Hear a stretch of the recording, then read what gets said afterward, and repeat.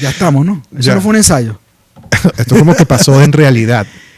Es que uno no sabe cómo tomar las fotos realmente, ¿no? Mire que el mundo del audiovisual ha cambiado muchísimo últimamente, inclusive el mundo fotográfico.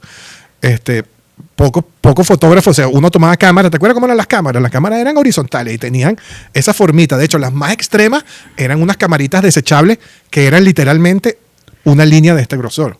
¿Te acuerdas de esas La camaritas? 110. Las 110. O sea, famosísima 110, que no servían un carajo. Sí. Yo nunca tomé una foto buena con eso. Debe haber gente que sí lo Además, hizo. como dice la gente, que te enteras si las fotos salían buenas después de que pagabas, que te dan el sobre cerrado y salías Claro. de Unifod y de estas cosas. Y abrías ese sobre y te das cuenta que le cortaste la cabeza a la suegra. Sí, sí. Una aspiración No de sé. mucho. Sí, exacto. Pero bueno, fotográficamente no tenía implicaciones legales. Ahora, los cambios tecnológicos en el discurso audiovisual tienen que ver también con el contexto, ¿no?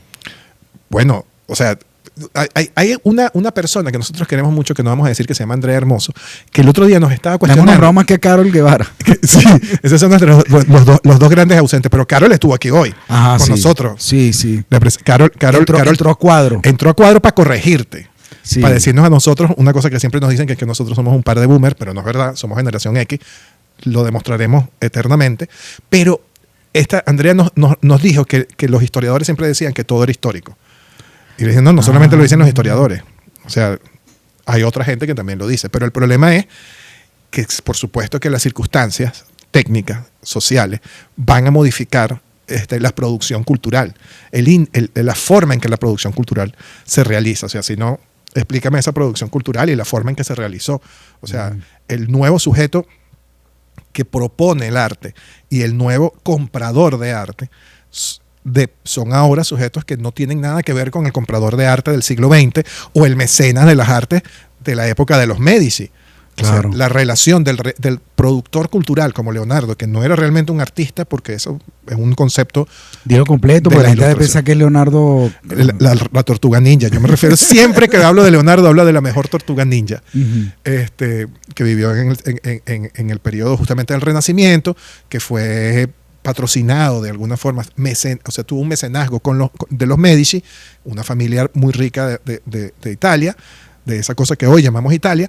Es diferente al comprador de esta obra, Claro. que nos las prestó muy amablemente en su versión barata para tenerla aquí en Sin Aula ni Set. Y en el discurso audiovisual, ¿cuál ha sido el cambio paradigmático más importante que ha cambiado la naturaleza del propio discurso audiovisual? Náguara, hay mucho, pero esa cosa de lo vertical y horizontal a mí me parece justamente una irrupción radical en el formato. Y la irrupción radical en el formato pues tiene necesariamente que empezar es como una cascada, empieza a destruir el lenguaje completo hacia abajo. Y eso es lo que vamos a hablar hoy en Sin Aula ni Set, un podcast que no es una clase magistral, no es una lección de filosofía, no es crítica cultural, es un poco de eso y nada de eso, con Oscar Vázquez Corazpe. Oscar Vázquez, hoy ensayamos cómo iba a hacer yo esto, si me tapo yo mismo. Oscar Vázquez Corazpe. Y Antonio Núñez Aldazoro. Y también tenemos esto que no es un ¿cómo es que tú dijiste que Yo era? dije que, mira, pusieron un otorrino. Es un ornitorrinco. Ornitorrinco. Sí, hoy se nos quedaron los... El error divino, decían algunos, ¿no? Un pato con un mamífero. Hay un libro de Humberto Eco que se llama De Kant al ornitorrinco. Y tú Sí. puedes creer que nunca me he leído ese... Sino que no te escucha un amigo mío que el que no ha leído a Eco. No, yo he leído a Eco, pero no me he leído ese ensayo, porque es un libro de ensayos. Ajá, para mí el cambio paradigmático más importante y que ha modificado, incluso un ejemplo muy bueno es esto del video o la foto en vertical y horizontal, es como dicen el crecimiento exponencial de las nuevas tecnologías de la información y la comunicación y cómo impactaron el discurso audiovisual. Claro, pero uno puede decir, todas las tecnologías de la comunicación y la información impactaron en el discurso audiovisual. Claro. O sea, empezó impactando, por ejemplo, la primera vez que fue una mujer que se le ocurrió que se podía hacer ficción con el cine. Okay. Lamentablemente no recuerdo el nombre, pero te acuerdas que Andrea nos pasó un video buenísimo justamente sobre eso. Yo desconocía a ese personaje y ella introduce eso. Después, en la televisión, introduce nuevas modificaciones. La llegada de esa tecnología respecto al cine cambia completamente el paradigma de la realización audiovisual. Y el cambio de película. De sonoro eso. Sin sonidos a con sonido, de color a con color. Y de la emulsión, el acetato a la grabación en cinta de videotape, que la gente decía, me niego a grabar, y ahorita todos se graban ni siquiera ya en cinta magnética. Charly García, para probar que somos generación X, Charly García decía que teníamos ojos de videotape. Exacto. Fíjate que pasó en la música también. Charly García es el primero que utiliza en clip moderno la caja de ritmo. La caja de ritmo en Argentina, en el rock argentino. No es el primero que lo usa, es el primero que lo usa en Argentina, en rock argentino. Pero que impactó en toda América Latina. Latina. Después se vuelve una norma. O sea, casi que nadie hace música sin caja de ritmo. Ahora, en el discurso audiovisual. En el discurso audiovisual. La última fase que está tan. Pero no sé qué ocurre, por supuesto. Una nueva tecnología y una nueva economía sobre esa tecnología, unos nuevos actores con unas formas de propiedad, porque ya no son los canales, ya no son los circuitos de distribución cinematográfico y las grandes distribuidoras cinematográficas, ya no son los que son capaces de transmitir señales abiertas al espacio. Ya no son las salas de cine. Ya no son las salas de cine, ni tampoco es el aparato de recepción del televisor, ni siquiera la televisión por cable. Ahora hay otra dimensión completamente diferente de la experiencia audiovisual y que ha condicionado todo. O sea, es una nueva economía que gira en torno a una forma nueva de realización. Y eso ha cambiado los formatos, los géneros, la manera de hacer audiovisual en el siglo XXI. Esto es un cambio que estamos viviendo en tiempo real, porque en tiempos históricos, o sea, una cosa que empezó en el 2008, hasta ahorita, eso es nada de tiempo. O sea, no hemos cumplido todavía los 20 años del desarrollo de esta tecnología. Fíjate, tú decías lo de los soportes, y ayer estábamos comentando las estadísticas de este podcast, ¿no? Uh-huh. Y veíamos que, primero, que nos ven mucho, en la última semana nos ven mucho desde México, no en Venezuela. Un saludo a los amigos de México. Sí, esa gente increíble que por alguna extraña razón nos está ven viendo. Más en Santiago de Chile que en Caracas en las últimas semanas. Y hablando de esto de yo creo consumo, que es porque yo tengo unos amigos que están allá. Yo también. Yo estoy sospechando que son nuestros amigos. Y lo otro que acabas de decir tú es los patrones de consumo, que más adelante vamos a hablar, porque los patrones de consumo, o sea, además del avance de la nueva tecnología, los patrones de consumo, que también tienen que ver con el avance de la nueva tecnología, cambian los formatos del discurso audiovisual. Y eso todo productor o productora audiovisual, como siempre decimos, en la Escuela de Medios de Producción Audiovisual EMPA, en todas las experiencias formativas de discurso audiovisual, tienen que estar conscientes de eso, porque algo que no teníamos las estadísticas también, o tampoco, este podcast lo ve casi el 80% en teléfono celular. Es increíble. Eso a mí pensaba que era en televisión. Claro, porque yo creo que nosotros, generación X, no boomer, yo lo veo en televisión. Yo lo veo en la pantalla de mi computadora, pero o sea, como sea, fíjate tú que son como unos medios nuevos, absolutamente nuevos. También tal vez el deseo de estar en televisión. Pero todos podemos estar en televisión. Pero fíjate tú que tú habías dicho que más que los capítulos de este podcast, la gente ve los shorts. Episodios. Los episodios. Capítulo era otra cosa. ¿Verdad? Los episodios de este podcast la gente no los ve completos, sino que ve los shorts. Y los shorts, además, rompen justamente con el formato vertical, con el formato horizontal que a menudo conocemos como formato estándar de este podcast, y lo ven en vertical, o sea que la gente nos ve así y no nos ve así. Y Exacto. Eso ya es una complejidad muy grande en el hecho de que este formato tiene que hablar simultáneamente en dos formas en que aparece el encuadre cinematográfico, el encuadre de audiovisual. Tiene que soportar simultáneamente una versión apaisada y una versión vertical. Eso a mí me parece como como problema de composición visual, un problema genial, o sea, como sobre el que hay que reflexionar. Y fíjate tú que esto es apenas un problema de la sintaxis.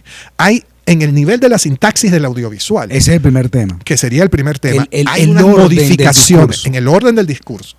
En la sintaxis del audiovisual, pensando como Metz, que el lenguaje audiovisual se puede entender como un lenguaje, entonces abordarlo en una dimensión sintáctica, en un aspecto que simplemente, bueno, cómo formalmente es la vaina, hay unas transformaciones radicales. Primero, y esta es una de las que a mí más me gusta, porque me lo hicieron ver justamente mis muchachos en clase.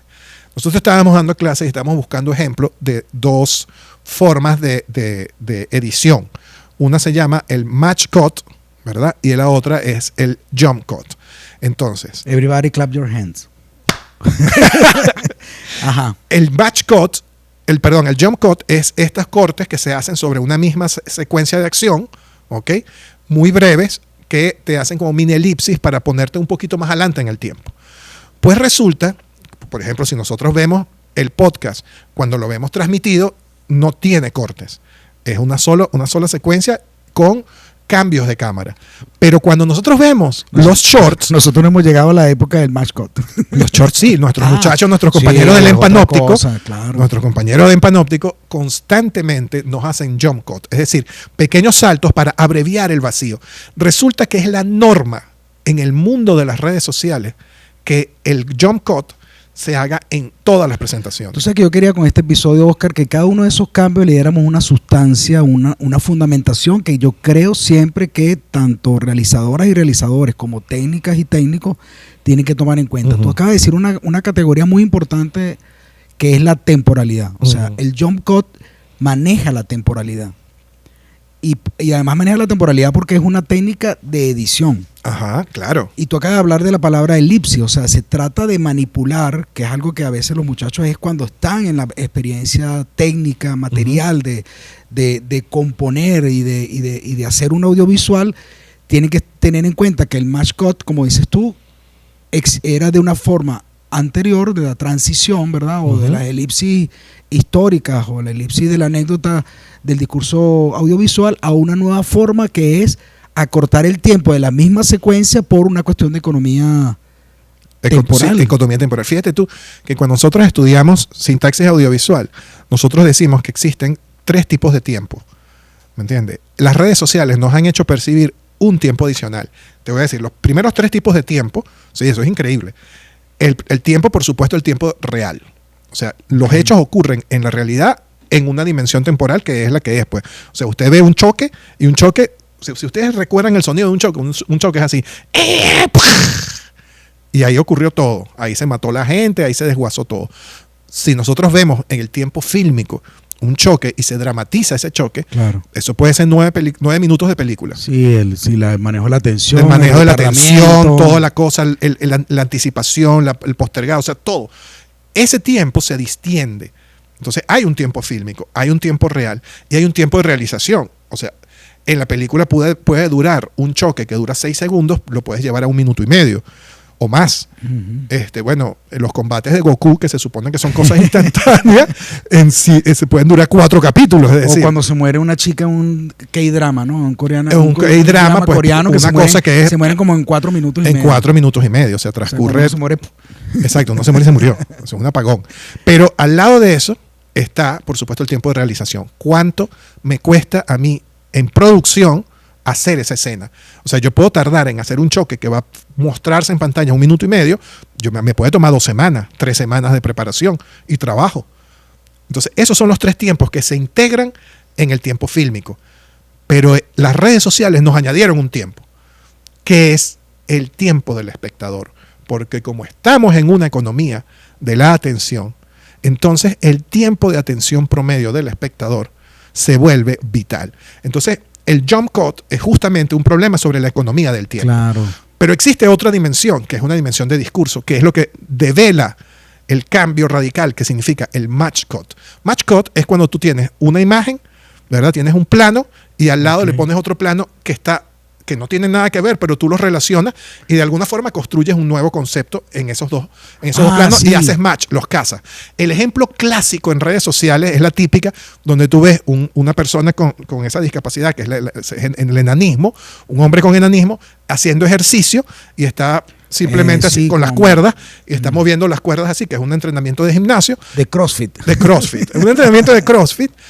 Y de repente ves a alguien que está hablando de su comercial y su broma y lo ves a él que las trencitas de los zapatos le hacen así. Como si el enanito estuviera haciendo ese ejercicio con las trencitas. Ese ejercicio de match es típico de las redes sociales. De emparejar viene. De match, exacto, de tener. Mira que yo estaba nervioso con eso que tú dijiste que íbamos a hablar de match porque pensaba que era No, es el match de Tinder.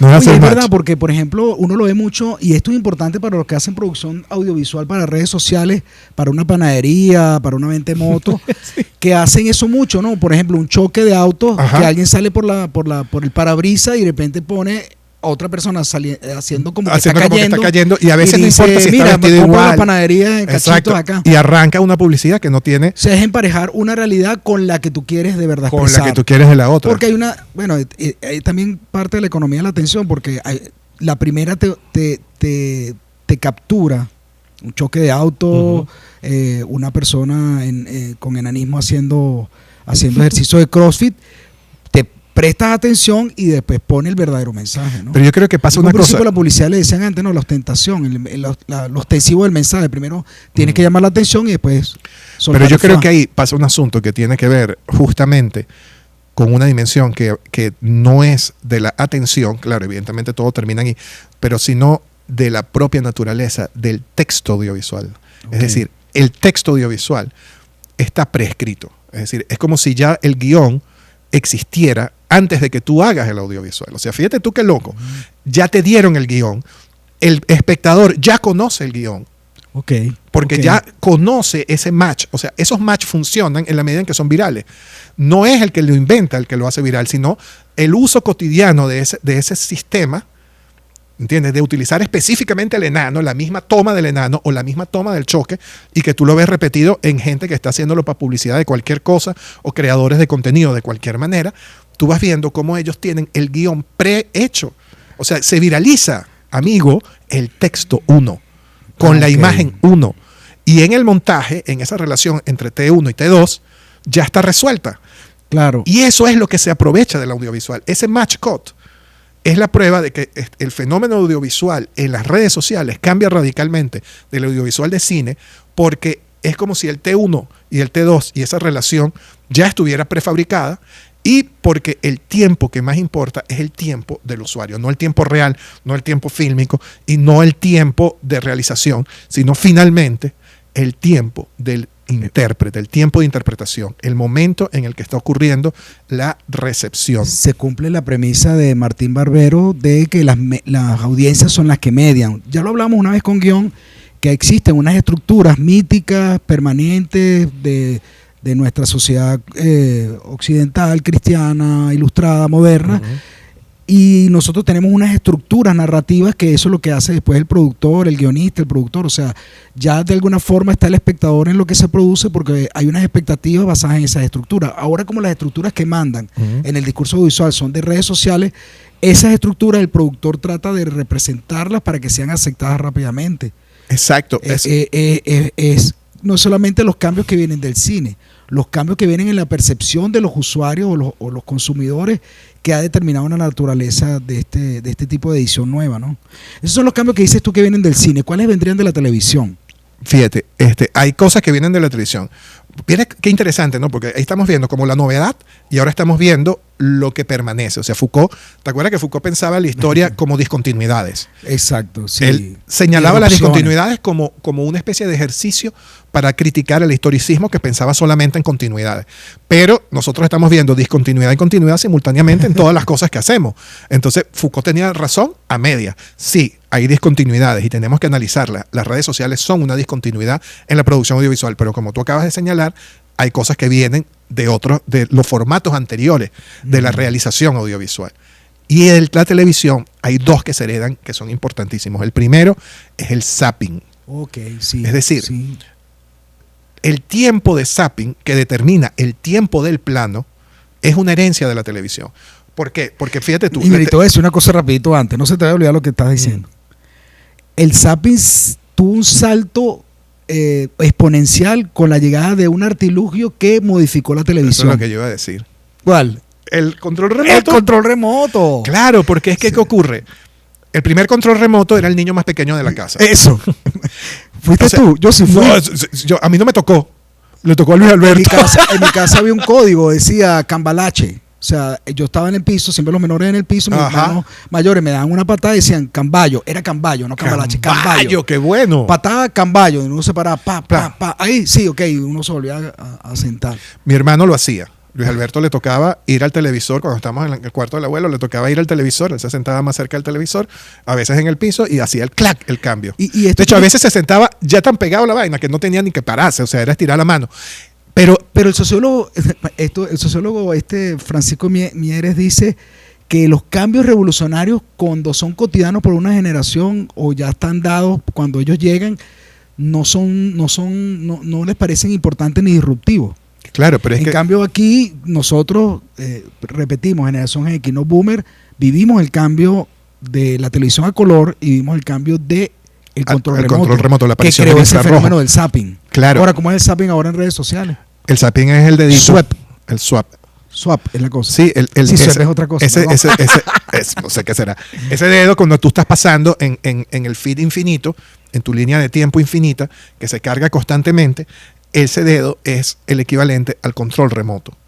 Mira, la industria de la realización audiovisual, si nosotros incluimos dentro de esa realización audiovisual, por ejemplo, a la realización de música, de discos, la grabación de discos, en los años 20 y 30, cuando aparece ese objeto circular de pasta que estaba grabado, porque estaba grabado en el sentido como cuando tú grabas una obra de arte, o sea, sí, era una incisión de muescas sobre la superficie de un material homogéneo.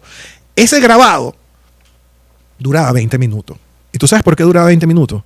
No era por el tamaño del aparato, era porque 20 minutos era el tiempo mínimo de atención promedio de los humanos de los años 40. Es decir, que un humano de los años 40 podía estar sentado 20 minutos haciendo algo sin aburrirse. Okay. ¿Cuál es el tiempo ahorita? Dice que son segundos, ¿no? 2 segundos. O sea que nosotros pasamos de pararle bola a una cosa, 20 minutos a no poder pararle bola, sino 2. Y ahí la culpa, esa es una herencia de la televisión, eso no es de las redes sociales. Las redes sociales imponen una forma más radical de economía de la atención, porque de hecho es una economía que produce además una economía, un balance económico social tan grande que hoy tenemos gente que los llamamos los 1000 millonarios más grandes del mundo. Casi todos vienen justamente de la tecnología de los tecnofeudalismos. Okay. Y todos ellos viven de la economía de la atención. Entonces, ahora, esto tiene que ver con el FOMO, ¿no? Porque uno cambia porque quiere ver más cosas. Tienes la sensación de que te estás perdiendo de algo. Y eso altera la atención. Si el humano tuviera un tiempo más largo de atención, el FOMO permanecería, pero su atención, o sea, el tiempo en que pasa el dedito sería más ligero, pues. Ahora, eso es lo que yo siento que hereda de la televisión.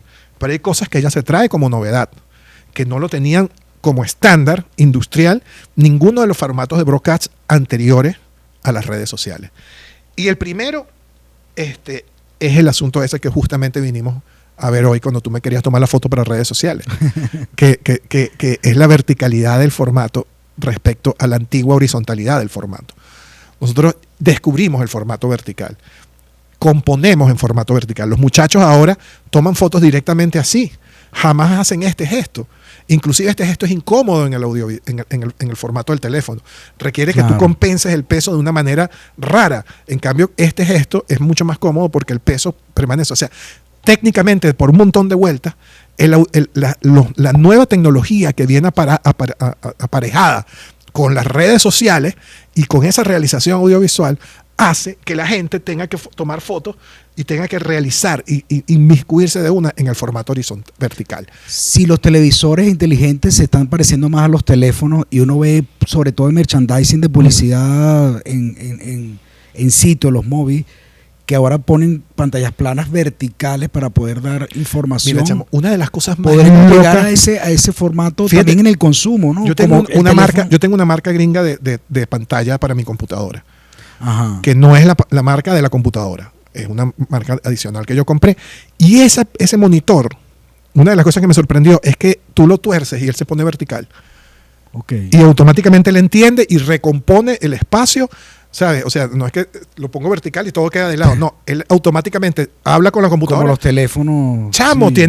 tiene como esas cosas de respuesta al formato, sí. Tiene un nombre, búscalo ahí. Pero eso me pareció muy loco. Pero orientación automática. Orientación automática. Él tiene orientación automática. Ahora, otra cosa que tienen las redes sociales que carecían, que no eran del mundo de las otras producciones audiovisuales que nosotros teníamos, es algo que tiene que ver con la viralización de los contenidos. Ah, bueno, y vamos a hablar media hora y se nos acaba el programa. No, pero voy a pasar rápido. Voy a citar los puntos por lo menos para hablar. Porque quiero llegar al otro, que es el último que voy a decir es el más interesante.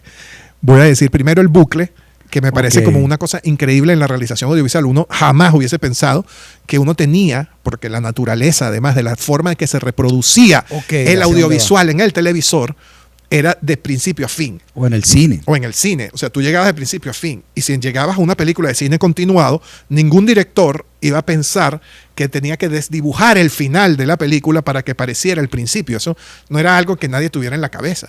Eso aparece con los tiempos cortos y la manera en que se reproduce el contenido, que ellos descubren de, bueno, si el contenido se está reproduciendo constantemente, si yo difumino los bordes de inicio y final y los pongo juntos, es decir, creo el bucle, cierro mi contenido audiovisual, establezco un guión que se pueda leer circularmente. Eso te iba a decir, los efectos en la escritura del guión. Es que son todo tan- eso, tan claro, importantes radicalmente transforma el guión, porque tú te ves obligado a construir un guión que termine donde comienza. Una locura. Sí, en literatura se ha estudiado mucho el relato circular. O sea, Claro, se piensa en un relato circular, pero esto es radicalmente circular porque la experiencia de consumo es circular. Y eso es lo que hace la red social y esa es la diferencia radical con los anteriores formatos. Y tiene una implicación en el guión y tiene una implicación en la edición. Porque Sí. también tiene que el editor entender que lo que va a hacer va a permanecer, o sea, tiene que tener una estructura histórica, pero también una estructura técnica desde el punto de vista de la edición, donde siempre va a estar el bucle. La otra cosa que nosotros tenemos que pensar es que además del bucle está el hecho de la viralidad y la música, que van como juntos, ¿no? O sea, que era un poco lo que yo te estaba diciendo de que en redes sociales los guiones están como prescritos. La viralidad tiene justamente esa cualidad. El hecho de que el mismo contenido o el mismo tipo de contenido, es decir, la misma estructura del T1 Ok. o una especie de adaptación de un T2 se reproduzca infinitamente de la misma forma por diferentes realizadores de contenido. Esto es que, bueno, yo utilizo la música viral. ¿Qué significa eso? Bueno, o hago utilizo una forma de presentación que sea viral. La típica esta. Siempre me preguntan, Javier, ¿cómo haces tú para trotar 15 kilómetros sin que te duelan las rodillas? Y yo siempre respondo, yo no troto y yo no me llamo Javier. Esa estructura es una estructura constante de las redes sociales. Y después he hecho un cuento cualquiera como, bueno, estamos aquí en Sin Aula ni Sed, de lo que yo sí sé es de economía política en las relaciones de producción de las redes sociales. Y ya hice mi viralidad, ya usé el esquema de viralización que me va a permitir a mí entrar en esa cosa. Es lo que llaman tendencia. En las tendencias, Porque pero además la hay una viralidad tiene que tendencia. ver con que el audiovisual no se expone, no te llega a ti, nada más porque se te transmite, como era en las redes, antes en la televisión. Eso estaba en el aire y tú accedías a esa señal aérea. Ahora te llega a ti porque hay una computadora que determina que en tus gustos tú consumes ese tipo de contenidos. Entonces lo viral es viral para ti como consumidor de audiovisual. Y ahí vamos al último nivel, que es el que yo decía Pero que era ahí, más... en ese es que ya no hay, como decía Ramonet en estos días en un evento, Ignacio Ramonet, ya no hay comunicación masiva, sino comunicación, hay multimasas, o sea, La masa se disuelve. porque, exacto, eso es lo que dice él, porque ya no es que yo soy miembro de un colectivo heterogéneo, Mira, ahí informe, eso podríamos tener... sino que el mensaje es para mí, o sea, el sueño de la comunicación o del mercadeo, de la hipersegmentación de mercado, hoy en día con el consumo audiovisual en estos nuevos formatos es un sueño hecho realidad. O una pesadilla. Porque ya yo estoy diciendo, exacto. Porque sí, fíjate tú que eso también... capitalismo de la vigilancia, ¿no? Y también pasa que es una cosa con que el capitalismo está destruyendo justamente la noción de integración de masa como fuerza de lucha y como fuerza de opinión. Pues, o sea, si yo te individualizo hasta tal punto en el que tú no tienes relación con nadie, o sea, si yo te hipersegmento y ya mis contenidos, o sea, fíjate tú, yo estaba hoy justamente es un reto en la política. dice. probando a ver qué era lo que era viral. En mi experiencia de Instagram, Ok. hay un advenimiento de la viralidad de los chigüires que a mí me parece increíble. O sea, hay ahora hasta peluches de chigüires, pero todo eso tiene que ver... No de ornitorrinco. No, de ornitorrinco. No tenemos el chigüire aquí. Pero tenemos que tener un chigüire. Y además, ni siquiera, o sea, mis niños no les llaman chigüire, sino capibara. Y cada vez que dicen capibara, se muere un poquito de mi venezolanidad en lo más profundo de mi ser. Pero la cuestión es que el capibara es viral. O sea, la palabra, el muñequito y las cosas que hacen esos chigüires. Pero entonces yo se lo pregunté ahorita a una compañera de trabajo de aquí de la EMPA, ¿Y sabes qué me dijo? Que ella nunca había visto nada de chigüires en internet. Entonces la viralidad está hipersegmentada. Mi experiencia de internet es diferente a la de ella. Ya yo no tengo nada que decirle. Porque el algoritmo, esa especie de forma abstracta de poder que vive dentro de las redes sociales y pareciera neutro porque no es humano, ese algoritmo me distanció de ella. La puso a ella en otro lado y a mí me puso en el mundo de la gente que ve chigüires en su feed. Los grados de separación. Ahora los grados de separación son los que te impone el algoritmo. El algoritmo nos impuso estar en dos experiencias virales diferentes. Y por último, eso lleva a otra cosa, y es que yo respondo al audiovisual de forma inmediata. En la década de los 90 apareció la radio participativa, ¿te acuerdas? Sí, sí. O sea, Rocadencia, el programa del Monstruo de la Mañana, del cual un personaje un poquito trascendental o no, depende de cómo tú lo veas en la historia de la comunicación venezolana, hizo su vida en un principio. Esa radio buscaba la participación de la gente. Pero ahora las redes sociales innovan en que la participación es absoluta. O sea, yo tengo unos niveles de participación tan grandes que yo puedo comentar un video y ver los comentarios de los demás. Pueden responderme a los comentarios personas que a lo mejor ni tampoco vieron el video, sino simplemente vieron mi comentario. O sea, puede pasar cualquier cantidad de cosas con la realización audiovisual. Además, puedo compartirla, puedo darle me gusta, puedo inclusive señalar que no me gusta.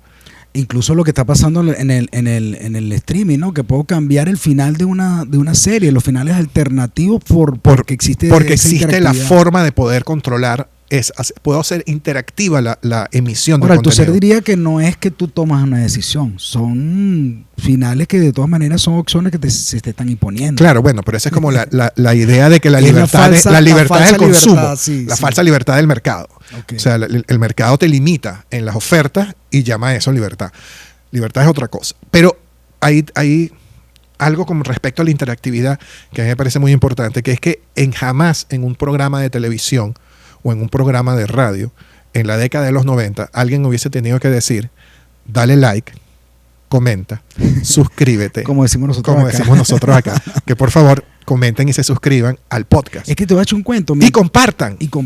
Tú sabes que... O sea, imagínate todas las cosas que nosotros le estamos mandando a hacer a nuestros espectadores. Antes lo único que decíamos, amigos invisibles, nos vemos en el próximo programa. Exacto, era como decía Douglas Petrie, eran invisibles. Ahora no lo son. Ahora podemos ver el rostro, podemos inclusive stalkearlo. Exacto. O sea, yo puedo ver un comentario de una persona y decir, esto es un bot.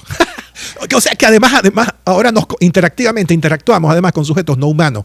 ¿Quién se hubiese pensado? Lo que hablabas tú de la internet muerta, ¿no? Bots interactuando con bots. Bots interactuando con bots o bots interactuando con generación X.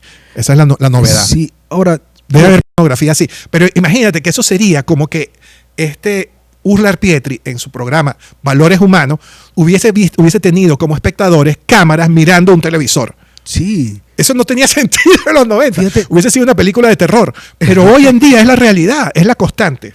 Tú sabes que yo estudié comunicación ya grande, ¿no? Y mi tesis de pregrado la hice en el 99. Hace 25 años, va a cumplir 26 años. Y fue sobre el uso de Internet en las campañas electorales. Y lo utilicé como ejemplo el caso de la campaña electoral de 1998. No había nacido mucha de la gente que está aquí en el estudio. No. Y yo hablo de qué cosas cambiaron en la comunicación política a partir del uso de Internet. Y uno de los capítulos es la interactividad, hace 25 años. Porque yo comienzo el capítulo echando el cuento de Carlos Andrés Pérez cuando él, por American Online y El Nacional, el periódico ese que antes otro era periódico venezolano, ellos comentaban a través de los chats las cosas que ocurrían. O sea, antes el chat y el correo electrónico, cuando los articulistas de opinión comenzaron a poner abajo su correo electrónico, era el nacimiento de la interactividad. Podías tú comunicarte con el que había escrito el artículo de opinión y darle tu punto de vista sobre lo que había escrito. Y que resulta muy interesante porque también ya la gente cree que los troles son algo nuevo. Son nuevos, exacto. Y yo, para un partido político de derecha, entrevisté a los webmasters de todos los partidos, de todos los las jefes de campaña, todos de los comandos de campaña. Y de este partido de derecha, ellos tenían en el Rosal un edificio con un piso lleno de computadoras, metiéndose en todos los chats de todos los periódicos nacionales e internacionales para imponer el tema. O sea, eran unos trolls. Claro, controlaban la narrativa. Le decían agitadores, eran unos agitadores. O sea. Claro, pero es que la agitación, o sea, a mí a veces siempre digo que nada nuevo es novedoso. Exacto. Entonces, coño, no hay novedad ahí en la cosa. Yo creo que muchas de estas cosas son heredadas de la Agitprop, de un montón de otras acciones. Lo que pasa es que cambian de signo y el asunto más interesante es el nivel de organización que empieza a aparecer en estos fragmentos de cosas que a lo mejor ya son como comunes de antes. Porque el problema ya no es que existiera un troll. El problema es cómo el troll opera dentro de la economía de la atención en los términos en que esa economía de la atención funciona hoy en día, porque no es la misma economía de la atención de la televisión de los años 90 o de la televisión de los años 70, que era la reina de la atención, sino ahora donde la economía de la atención tiene otra dimensión muchísimo más grande. Y ahí tenemos que pensar en estos nuevos formatos, o sea, qué formatos emergen en las redes sociales. Porque ya vimos lo que es a nivel sintáctico, a nivel del lenguaje audiovisual, a nivel básico, las transformaciones, algunas de las transformaciones que ocurrieron. Por supuesto, van a haber más transformaciones. Claro, y si como ustedes, decimos con las películas, si tienen algo que se nos escapa, o sea, se nos comenten. escapa. Hay cosas que inclusive estoy aquí pensando que no las Sobre podemos todo la decir. gente de marketing digital que habla de cualquier cosa. Pero exacto, que pues geniales, pues que señale aquí abajo que tal, por favor, que nos comente. Que Backdoor se ríe cuando habla de las teorías que inventan ahí, no sé, después vamos a hablar de esas cosas. Pero sí, los formatos de realización y los formatos de consumo, decías tú, ¿no? Primero vamos con lo de realización de nuevo, que ya no lo asomamos con el tiempo del plano, ¿verdad? El match. Pero ahora tenemos unos nuevos formatos. O sea, claro, ahí ya son los soportes, ¿verdad? O sea, que han cambiado, exacto. O sea, el canal. Claro, eso es lo que digo. El canal cambia, por supuesto, cuando ya estamos en una transmisión digital por una señal aérea, pero que además está hipersegmentada, donde yo no sé cuál es el contenido que se va a distribuir en mi equipo de visión, porque es una aplicación que se comunica con este universo que la misma aplicación contiene, almacena en unas super bases de datos que gastan muchísimo la energía y electricidad, que van a ser un problema ecológico dentro de muy poco tiempo. O sea, que estoy pensando en que yo soy profesor de redacción, entonces cuando uno enseña a futuros comunicadores sociales, yo doy clase hace 25 años, uno decía, bueno, enseñar para la prensa, enseñar a escribir para la prensa escrita, enseñar a escribir para la radio, enseñar a escribir para la televisión. Después fue una irrupción, enseñar a escribir para internet. Hoy en día la gente dice, bueno, la redacción SEO y todas estas cosas. Y ahora enseñar a redactar para qué, si ahora tú ves tantos redes sociales que dicen textos generados por inteligencia artificial. Bueno, pero también hay que corregir los textos. Entonces tenemos que enseñar a redactar a la inteligencia artificial. Enseñar a redactar cómo pedirle a la inteligencia artificial que te redacte el texto. Y ahora los redactores le dicen gestores de contenido. De texto. De copy, pues. Exacto, los recopy. Los gestores de copy. O sea, ya no hacen el copy, ahora gestionan el copy. Ahora, en esto de la esos son los nuevos trabajos, pero no, primero en la realización. ¿Qué aparece? ¿Qué formatos nuevos ocurren?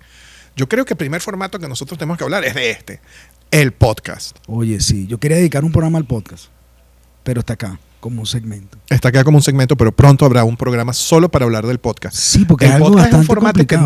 que no es, así como tú dices, que esto no es una clase magistral, pero tampoco es un capítulo de una serie de televisión. O sea, tampoco no es una revista informativa. No es una revista informativa. No es una entrevista.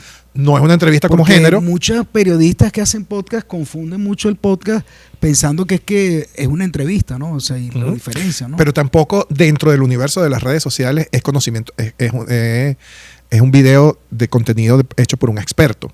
¿Sabes? O sea, no somos, o sea, podemos ser expertos en algunas áreas, pero esto es un diálogo. Entonces, el podcast es una cosa muy loca porque es una conversación entre dos personas. Por eso hay que saber filosofía, porque si es un diálogo, hay que ser dialógicos, pues. Exacto. Dialécticos y dialógicos. Y está en movimiento, es argumentativo, se está trabajando un tema que, como decimos nosotros, es dialéctico. Entonces, o sea, uno propone algo, el otro responde, se crea algo nuevo. Claro. Como ha pasado en algunos podcasts que llegamos a conclusiones que no teníamos previstas. Como Carlos me dice que ya van 42 minutos y tenemos que... Sí, y apurar la cosa. El otro que me parece importante es el streaming. O sea, el video en vivo, pero no es porque Está muy de moda ahorita. transmisiones en vivo han existido siempre. Sí. El asunto es que estos tienen una naturaleza muy particular. Y la diferencia con los formatos anteriores de la transmisión en vivo es la inmediatez del vivo que yo puedo hacer. Antes, para preparar una transmisión en vivo en televisión, eso requería microondas, transmisiones, no sé qué vaina. Ahora es... Sí, vale. O sea, yo podría en este momento entrar en Instagram y empezar a transmitir en vivo esto que estamos haciendo ahorita nosotros. Okay. Esa inmediatez del streaming es sumamente poderosa. La tecnología te posibilita una naturaleza nueva que es el live streaming. Y que además puedo compartirlo. Es decir, yo puedo tirar un vivo contigo y entonces tú también entras en eso y compartes ese streaming. Y que lo diferencian las plataformas, porque estábamos viendo los números, como dijimos al principio, que lo que está pasando con el live streaming en TikTok, que es una cosa loca, es súper distinto a lo que está pasando, que creíamos que era el que reinaba, el streaming de Instagram. Que no, es el de TikTok. Y el de Facebook parece que nunca arrancó, salvo en algunos países como El Salvador, que era muy importante por la naturaleza del hermano lejano, los migrantes. Claro. Pero ahora también, fíjate que estamos hablando de los cambios políticos, cómo ha cambiado eso. Los live streaming están de moda por la movilidad mundial que hay de personas también. Y ahora tenemos otros niveles que son, por ejemplo, ese fenómeno de los reels como formato audiovisual, que es muy raro, ¿entiendes? Porque es una cosa como que donde caben muchas cosas. O sea, hay reels de ficción, reels de humor, reels de cosas, y que tienen que ver justamente con el formato de TikTok, porque TikTok es el que trae a las redes sociales el audiovisual como lo entendemos nosotros, la realización audiovisual, como mezcla de video y imagen, y añadiéndole todas las otras cosas locas que el TikTok es capaz de poner. En esa conjunción es TikTok el que lo arroja y todas las demás plataformas empiezan como a consumirlo de esa misma manera. Y los reels vienen de esa experiencia de audiovisual de TikTok. Y ahí hay como contenidos muchas bromas. Hay contenido hecho por el consumidor de los contenidos, que son el sujeto nuevo del audiovisual, el nuevo realizador audiovisual, que es a la vez el consumidor audiovisual vuelto una sola cosa, que es el prosumer. El prosumer ya está... Es instalado, además es un término... Esa categoría está instalada en el discurso. Yo tengo la idea de que cada vez es más falso la existencia de un prosumer, pero aún así existe el prosumer. Y además tenemos cápsulas de expertos. O sea, el experto propone... Que no somos nosotros. No somos nosotros. Es como, por ejemplo, yo la voy a citar aquí porque, bueno, es una mujer que admiro profundamente y considero que su contenido todo el mundo debería verlo, que es Julia Buenaventura en Escuela Concreta. Ella es una experta, historiadora de arte, historiadora como tal, que habla de economía política y explica las cosas maravillosamente. Estos son como los nuevos formatos de la realización audiovisual. Ahora hay que tener cuidado porque Julia es experta y está comprobado. Ahorita se está diciendo muchísimo que hay expertos, entre comillas, que hacen sus guiones por inteligencia artificial, que tienen un propósito. No hemos hablado del propósito, porque no es lo mismo hacer branding de producto, branding de marca o branding de personas, que varía el producto, o simplemente, como decíamos la otra vez de Rosarín, yo no busco que la gente se enganche, sino que simplemente quiero... Fíjate, todas esas palabras que tú estás diciendo obedecen a la última dimensión del análisis que nosotros íbamos a proponer aquí, que nos van a dar tiempo. Sí, vamos a hablarlo. Consumo y la economía de la atención. ¿Cuál es el objetivo? Fíjate, yo te hablaba de una experta como Julia, y tú me asomaste unos expertos que también hacen contenido experto, solo que su nivel de experticia es cuestionable. Y el objetivo de Julia, que es como un despertar de conciencia sobre problemas específicos de la realidad social latinoamericana y del mundo del arte o del mundo de la política en general, que esa es como su intención. Hay expertos cuyo interés es incluirse dentro de un segmento muy particular de la economía de la atención, que es la economía de los que monetizan. Exacto. ¿Con qué? ¿Con qué monetizan ellos? Que esa es la cosa, el asunto. Ellos monetizan con la capacidad que ellos tienen de hacer engagement. Esa es la palabra que no quería pronunciar y tú la pronunciaste. Seguramente la pronuncié mal. No, la pronunciaste bien. Sonó bien, ni siquiera voy a tratar. Sí, Sofía la dijo bien, sí, lo dijo bien. Coño, tenemos aquí la máxima probadora de palabras del mercadeo de redes sociales. En English. Mira, pero la cosa es que esa palabra que acabo de decir... Que Rosarín dice que él no busca eso. Pero el sentido es que tú estás entrando en unas cosas muy perversas, que es la economía de la atención. Ese diálogo que además yo no sé por qué se puso de moda, eso fue hace 3 años, esa discusión entre esos dos, vamos a llamarlo influenciadores del mundo del YouTube en ese momento. Que se enfrentaron los vendehumo en México, representados en ese señor, y se empezaron como el pensamiento crítico latinoamericano, una forma emergente, que es una corriente que está viva en las redes sociales, justamente, de las cuales él es un ejemplo, hay muchos otros. Pero entonces se enfrentaron esas dos posiciones, como de gente que sabe de lo que habla con gente que no sabe de lo que habla. Ambos con muchísimos seguidores, uno más, por supuesto el que no sabe de lo que habla, tiene más seguidores, porque está vendiendo cierto tipo de ideas que son más potables y que además entran dentro de una racionalidad que es la del enriquecimiento rápido y fácil. Todo esto tiene que ver con la economía de la atención. Y con la política, Oscar, porque la modelación de vemos presidentes populistas de América Latina que utilizan sistemáticamente esos expertos o influencers para apoyar políticas públicas, suavizar decisiones muy, muy concretas de sus mandatos, afianzar su proyección de imagen. Fíjate, se venden como expertos en algo y lo que están haciendo es proselitismo político. Pero es que estamos ya llegando a un punto en donde nosotros podemos modelar la conducta, o sea, hay conocimiento para modelación de conducta, más allá de lo que creo que sería prudente admitir dentro de sociedades democráticas. Y eso es un problema que tiene que ver justamente con el uso y consumo de las redes sociales, con el poder de la forma en que las redes sociales se apropian, porque no es el problema. Fíjate tú que la dimensión de esto no está en el contenido que se produce, que este es el asunto más terrible de esto, sino en el algoritmo que controla la distribución de los contenidos. Es decir, en fenómenos de la comunicación que tienen que ver con consumo y distribución, es decir, tráfico. En esas dimensiones, la dimensión del tráfico de sentidos, consumo de sentidos y distribución de sentidos, en esas dimensiones que no son la producción de contenido, es donde viene el poder de control de la conducta.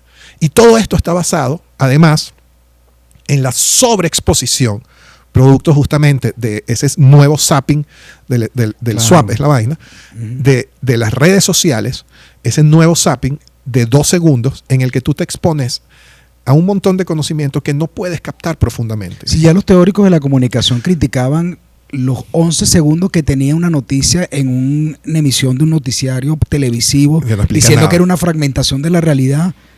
Ahora es peor. Esos 2 segundos porque la gente lo toma como la realidad. Pero fíjate tú, ¿qué ocurre? Es peor porque en un noticiero, por lo menos yo te voy a hablar de política y te voy a dar 4 noticias de política. Una detrás de otra, porque estás en la parte política y cuando toque deportes, 4 noticias de deporte, todas de 11 segundos, pero son 4 noticias de deporte. Pero ahora no. Ahora yo te voy a hablar del bombardeo, ¿verdad?, a los territorios de Gaza por parte del Estado sionista. Inmediatamente después te voy a mostrar un chihuire jugando con una niña, y después vas a ver una publicidad de Toyota, y después voy a ver una noticia deportiva y una señora como hace pasticho. Y además no veo nada completo, porque todo esto me aburre. En realidad, yo soy una persona que está buscando recetas keto. Hasta que no me sale la receta keto, ¿me entiendes? Yo no me quedo tranquilo. Pero todo lo demás, el mundo entero pasó fragmentado, sin hallar capacidad de hacerle sentido, y además equiparando, como decía la canción de Cambalache, de Discépolos, en la década de los 40, en el que todo está homogeneizado, o sea, vio llorar la Biblia contra un calefón. Así es nuestra realidad, es un cambalache, una cosa donde todo está junto sin ninguna vergüenza. Y eso está diseñado. O sea, eso no es una casualidad. Está premeditado. Está premeditado. Es alevoso. Y lo que te ponen una cosa detrás de la otra no es tampoco casualidad. Hay un tipo que inventó el algoritmo para mantenerte atento eternamente a eso, porque ellos dependen de la cantidad de horas que tú pases, porque así como ellos nos dicen a nosotros tantas horas de transmisión, tantas horas de reproducción, ellos venden las horas de reproducción. La economía de estas empresas en la bolsa depende de las horas de transmisión, de la cantidad de usuarios, de un montón de valores que son formas de hacer efectivo el aspecto económico, ¿verdad?, de la economía de la atención. Y por otro lado, tienes el aspecto político de la economía de la atención, que es la construcción de conductas y la construcción de sentido, que están además en manos de algoritmos que nosotros no podemos ni siquiera dilucidar. Porque cuando tú veías un canal de televisión, tú y yo, con diferentes posiciones políticas, podíamos hacer análisis de un solo tipo de transmisión. Pero ¿cómo yo hago análisis si la compañera no vio Chigüire y yo veo Chigüire? Claro. La transmisión que yo tengo es diferente a la de ella. ¿Cómo analizo yo un algoritmo si yo no tengo Oye, una sola transmisión? y antes habían corporaciones distintivas o diferenciadas, ¿no? O sea, tú veías un canal que era de una familia, un periódico que era una familia, un canal que era una familia. Ahorita es un medio. Ahorita, En las redes sociales en general. sí, bueno, de hecho las redes sociales, por un asunto que además yo creo que tiene que ver mucho con el ego narcisista masculino, terminan develando sus intenciones, porque los dueños de las redes sociales, a diferencia, por ejemplo, o sea, tú, CNN, ¿quién es CNN? Pero todo el mundo sabe quién es Elon Musk. Todo el mundo sabe quién es Mark Zuckerberg, porque ellos necesitaron aparecer. O sea, su ego necesitaba decir, yo fui el que lo hice. Yo puse a este señor Yo aquí. yo hice esto. Sí. ¿Entiendes? Era su ego narcisista. O sea, el narcisismo de esos sujetos necesitaba decir, fui yo. Y ahora nosotros tenemos una cara visible del enemigo. Ahora te tengo dos preguntas para ir preparando el cierre. Y yo no te tengo respuesta ninguna. Seguramente. Y eso es lo bonito de este podcast. Mi silencio. La primera es que algunas personas creen que esto es un podcast de cine. ¿Cómo queda el cine con esta nueva realidad? Como todo en la realidad. Adaptándose. Adaptándose y segmentándose. ¿Qué es lo que yo tengo, por ejemplo? Porque tú ves que ahora todos los grandes estudios gastan muchísima energía y muchísimos recursos en su presencia en redes sociales. Claro. A ver, ¿qué es lo que determinó? No solamente con los Mira, trailers, ¿no? Mi pregunta es así. ¿Qué es lo que determinó que el Joker 2 fuese un musical?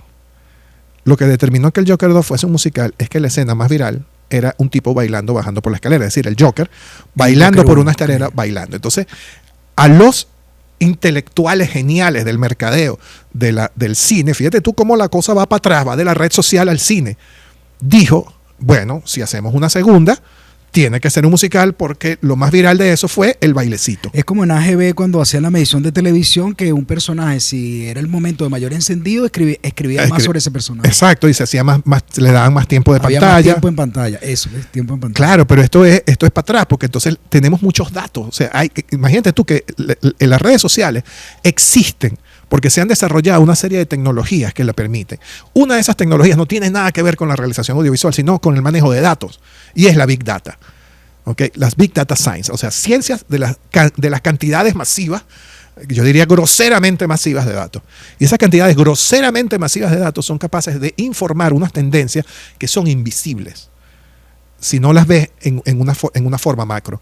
Y son capaces además de producir cantidades hiperdensas de datos, es decir, sobre mi persona, las redes sociales tienen una cantidad de datos que yo posiblemente desconozco. O sea que la industria del cine sabrá qué tiene que hacer porque tendrá de la Big Data datos específicos. Ya lo tiene, ya es así. Ya es así. Ya está determinada por eso. La industria del cine, de alguna forma, el cine independiente está condenado a la no visibilidad. Bueno, o la resistencia, como decimos nosotros. Bueno, claro, pero a lo alternativo, que Mark Fisher también habla de lo alternativo. Pero fíjate tú que nosotros necesitamos aprender no solamente a ser alternativos, sino a ser disruptivos. A empezar a poder ocupar un espacio en un sitio donde nadie nos invitó. O sea, nosotros tenemos que ser el tío borracho que nadie invitó. Que se parece a Robert Smith de The Cure. Esa es la tía borracha. La tía borracha. Que nadie invitó. Pero bueno, esa es la primera pregunta. La segunda tiene que ver con eso. ¿Con la tía borracha? No. Tú dices que hay una nueva realidad y que hay un proceso de adaptación y va a haber un área de disrupción. Espero que haya un área de disrupción. ¿Qué le decimos, como siempre decimos aquí en este podcast, que se llama Sin Aula ni Set? Porque somos profesores y formamos a estudiantes, chicas y chicos que están queriendo entrar al mundo audiovisual. ¿Qué tienen que saber? O sea, ¿qué le tenemos que decir a ellos sobre estos cambios? Que lean a Mark Fisher. Que mira, yo creo que a Terry Eagleton, que lean a Terry Eagleton, que se lean a Brodilar. Pero no, o sea, yo creo que... Y el amigo que tú, ¿cómo es? El que es de la frase del capitalismo... Freddie Jameson. Bueno, yo creo que lo que hemos intentado en este podcast, o sea, hay una realidad, o sea, una metafísica del nuevo discurso audiovisual.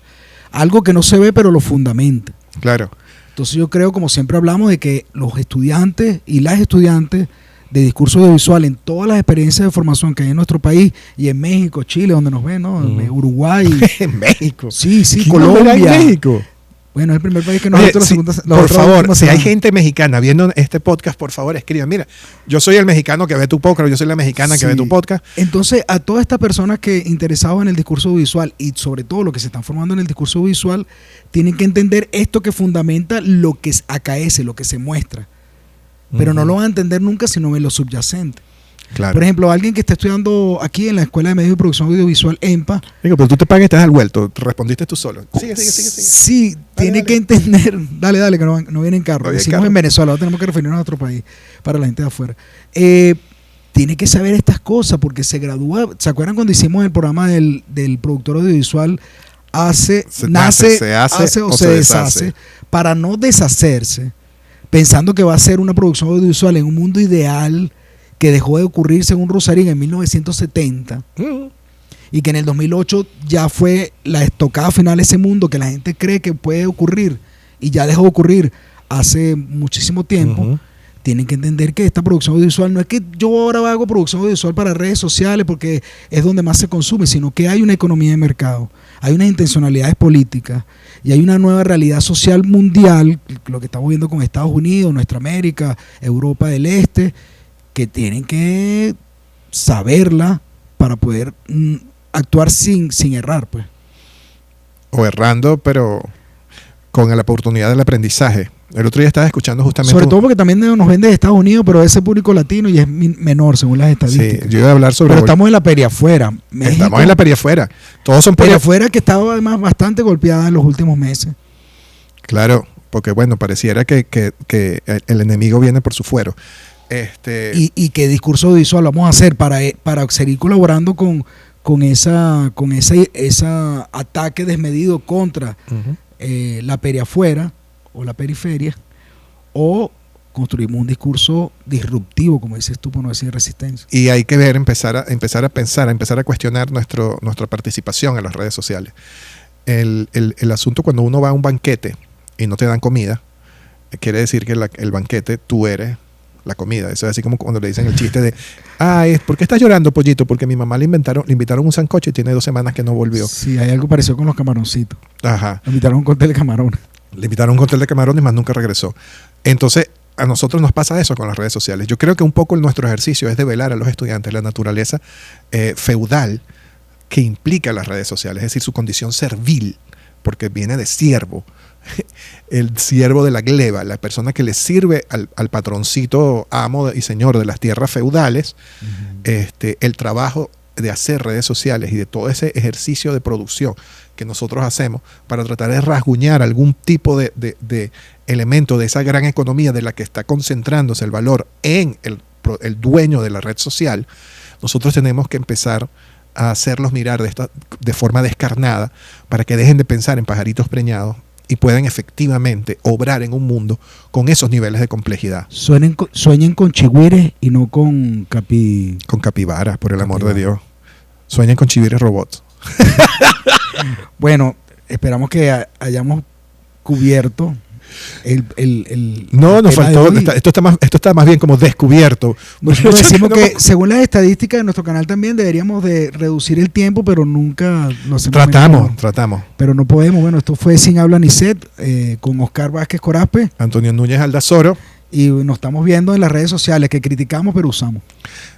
Ahí nos vemos, pues. No nos queda de otra hasta que hagamos clic. ¡Wilson! Eso me gustó mucho el meme, por ahí.